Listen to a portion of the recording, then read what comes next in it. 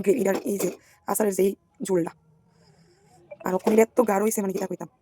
তারা জানি কি সিস্টেমে করে তা আমি জীবন করতাম। তো হ্যালো এভরিওয়ান, আমি মামার বাড়িতে আজকে একটা দিন বেশি থাকতেছি একটা জিনিসের লেগে, যেটা তোমার লগে আমি শেয়ার করব।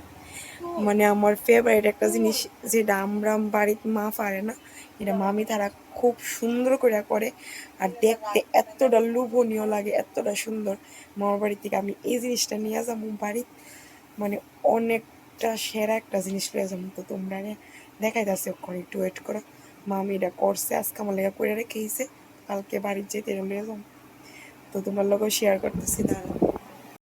তো দেহ এই জিনিসটার কথা তোমরা কইছি, কেডা কেডা এই জিনিসটা এইভাবে আচার করে খাইছো।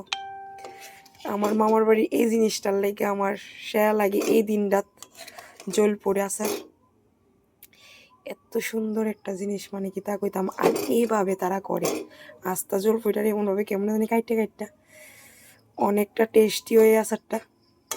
তো দেহ সেরা সেরা। কেডা কেডা বালা পাও জলপুর আচার। আমি তো অনিটা প্রথম করছে, আমি ভাবছি এটা একদম হালকা ছিল এই গ্রেভিটার এই যে আচারের যেই ঝোলটা, আর ওখানে এত গাঢ় হয়েছে মানে কি তা কইতাম। তারা জানি কি সিস্টেমে করে তা তো আমি জীবনও করতাম।